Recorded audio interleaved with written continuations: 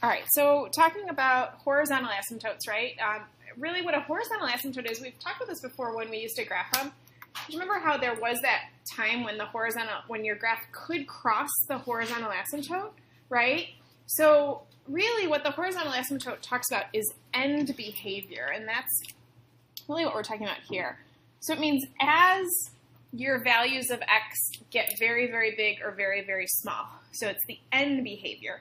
What values am I approaching, right? If you think about it for like a graph, right, I've got this horizontal asymptote somewhere.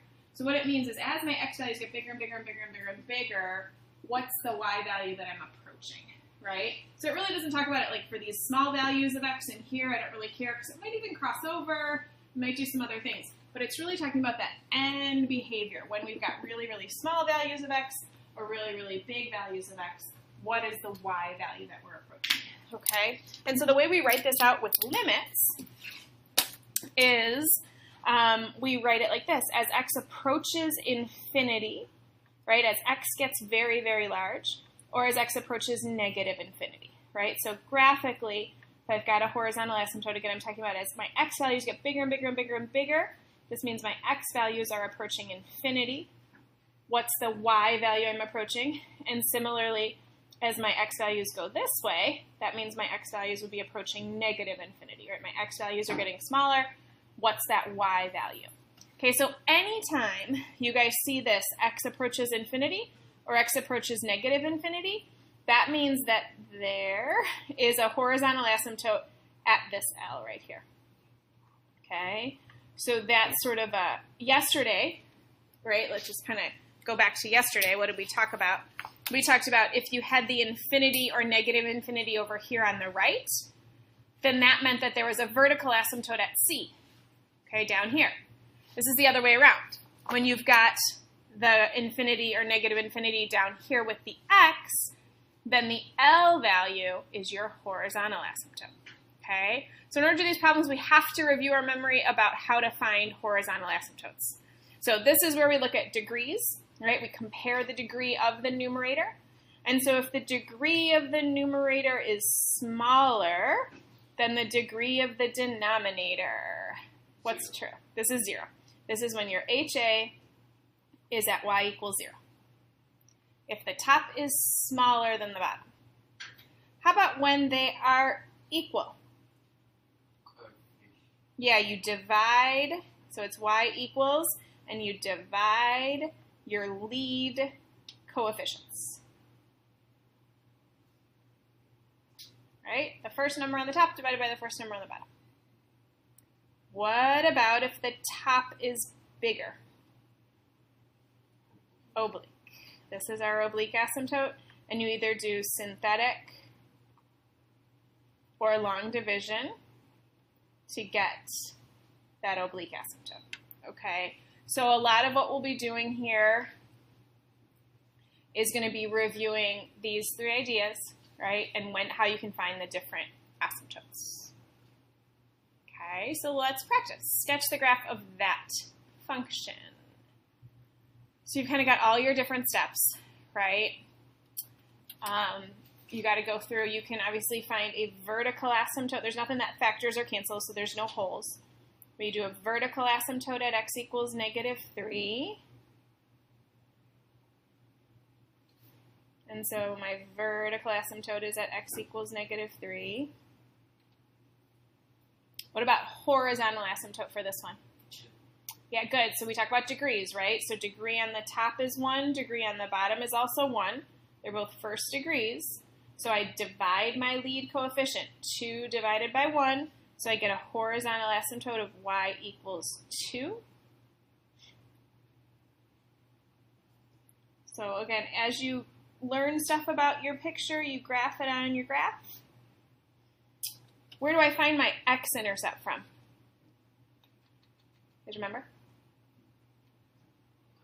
The numerator. So numerator is going to give me my x-intercepts. And so 2x minus 1, set that equal to 0. X is equal to 1/2, so I'd write it as an ordered pair. 1/2 comma 0, let's graph it. How do I get my y-intercept? Come on, you guys know how to do a y-intercept. Plug in 0 for x, right? So I plug in 0, I'll get negative 1/3. Let's graph it. And then I can really connect my dots, right? So since I've got these two x-intercept and y-intercepts right here, I can just connect those. And my graph will do something like this. And then how do I know if it goes in the opposite direction or same direction? Remember that? If it's squared, it's Yeah, so it's exponent is odd. odd or even, exactly, of the denominator. So you're looking at that denominator. Of that vertical asymptote, the degree is odd. It's a first degree. So odd means opposite. So this is going to flip. You could also plug in numbers, but again, I hate plugging in values, so I do anything possible to not plug in numbers. There's no other x-intercepts over here, right? So there's no way it could go down this way, because I would have to have another x-intercept. All right, beautiful. So that was our graph. So now let's look at the limit questions and how that relates to our asymptotes, because over here we've got these limit questions, right? So starting with saying the limit as x approaches -3, well, you guys just discovered that -3 is my vertical asymptote, right? So as I'm approaching -3, or my vertical asymptote from the left. So this is what we did yesterday. As I approach this vertical asymptote from the left, where am I going? I'm going all the way up here to positive infinity. So again, since this is a VA, it's either going to be positive or negative infinity. And this is my VA from the right. Which way am I going from the right? It's going down. So I'm at negative infinity. Okay, so again, if you've got the vertical asymptote down here as that C value that x is approaching, your answers will be positive or negative infinity. That's how we know that's a vertical asymptote.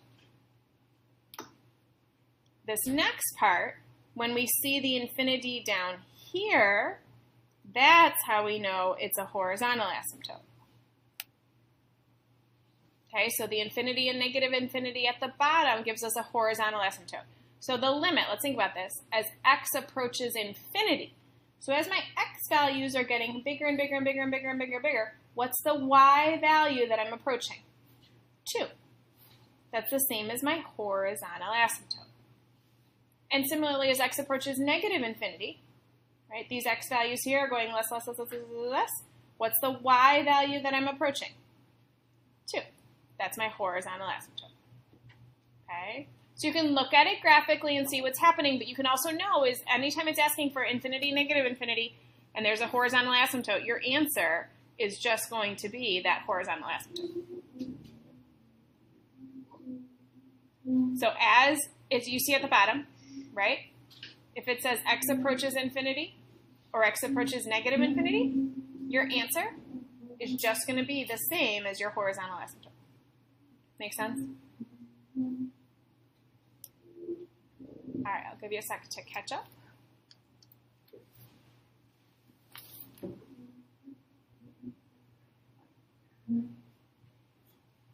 All right, so problems like this, right, where like on that first quiz, right, where the whole page of just find the limit, find the limit, find the limit. So the same thing now, except we have what's called infinite limits. So these are all as I'm approaching infinity, as I'm approaching negative infinity, right? These are all what we call infinite limits. Again, as soon as you see that infinity or negative infinity, all that it's really asking is to find the horizontal asymptote. Okay, so it's just asking you to find your HA. So you don't really have to think about what's happening when I plug it, or you think about just what's my HA. That's what this is asking. What is your HA for each of these? So I do my rules, right? I compare the degrees. So degree on the top is 2, degree on the bottom is 2, same degree, divide lead coefficients. What's my horizontal asymptote? 2/3. Done. Even if it's negative infinity, it's the same thing. Degrees are the same. Divide lead coefficients. Horizontal asymptote is 2. How about letter C? Yeah, degrees are not the same. Top is smaller. When the top is smaller, we said horizontal asymptote, y equals 0. So my answer is 0. Same thing with this. Top is smaller, horizontal asymptote, 0. Easy enough, right? All right, now we get to obliques. Okay, so obliques are a little different. Okay, what happens with an oblique, right? Your top is bigger than your bottom. So I have to do either synthetic or long division, right? This is going to be a long division problem, kind of a pain, not easy. These would both be long division, kind of like, what's going on here, right? I want you to think about, and I'll put it up here just because I want them to be able to see it on the video. I don't want to go on the board. Think about what happens with an oblique asymptote. Okay, so you've got your graph, probably have some vertical asymptote in here, and then you've got some slanted oblique asymptote, right?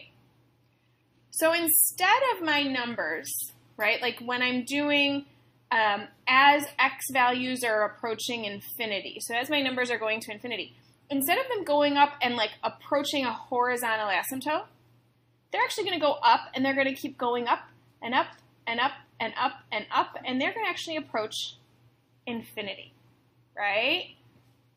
Or they're going to go down like this, and as my x values in this case are going down toward negative infinity, my y values are going down and down and down and down, and they're going toward negative infinity. So if we have any oblique asymptotes, the situation is going to be this. You're going to see a limit as x, and it could either be positive or negative infinity here, and you've got some function with an oblique asymptote. Your answer is not going to be a number. It's either going to be a positive infinity, because I keep going up, up, up, up, up, up, up, or it's going to be a negative infinity. And so you're going to see a positive negative infinity here and a positive and negative infinity here. In this situation, this is only for oblique asymptotes. Okay, you're going to see both the infinities here. Your job is to figure out whether it's going to be a positive or a negative. Okay, I'm going to show you a quick trick way to do that. Because trying to actually find your oblique asymptote, going through the whole process takes a little while longer. So the easiest way to figure out, is it going to be positive or negative infinity, is to actually plug in, a positive or negative infinity, whatever it's saying. So this is kind of like a direct substitution idea. You're like, what? How can I direct substitute something that's not a number? Well, you can't really, but we're going to try it, right? So you're taking x approaches infinity. So I'm literally going to take an infinity and plug it in here, okay? What I'm trying to decide is this answer positive or negative infinity? That's all I care about, right? I'm just looking for a positive or a negative here. And so if I take this and I plug it in, and I take infinity to the third, it's going to be a very large number, right? Infinity to the third. Minus 5, that doesn't make a difference. Times 2, that doesn't make a difference. It's still a big, big, big number, okay? Down here, you're going to take 3 times infinity squared. So I'll kind of write this out, because I'm really not taking infinity here, right? But in our mind, we're kind of talking about this, right? So I'm going to take infinity to the cube. We talked about that's still going to be infinity on the top. This is 3 times infinity squared plus another infinity plus 2. That's still going to be infinity. We're taking a huge number divided by another huge number. This is going to be a very big number, right? So it's still going to be positive. I'm really looking for, is this going to be positive or negative? Okay? That's what I care about. And so since I'm still getting big numbers here, it's going to be positive. This one, I take a negative infinity. And let's see what happens. When I take a negative infinity to the 4th power, because I'm direct substitution, that's still going to give me a positive number, plus a negative infinity minus 2. My denominator will take negative infinity and square it, minus 5. So really what's happening is this final answer going to be positive or negative. That's really what I'm looking for. So this would be a negative to the 4th, which means it's going to be positive. This is a negative, but then you're adding a negative minus 2. This is still going to be positive up here, right? Because to the 4th power minus one of them, it's still going to give me a positive. Down here, this will still give me a positive. Minus 5, that's still positive. So I have a positive divided by positive, and so in this case, I would still have positive infinity. Does that make sense? You're really looking at, and if you don't like the plugging in infinity, if that's weird for you, just plug in positives and negatives, okay, and see what happens. So anytime you take a negative to an odd power, that's when you would get that negative answer. All right, so we'll practice more of those. Any questions so far on this first page? All right, I'm going to stop.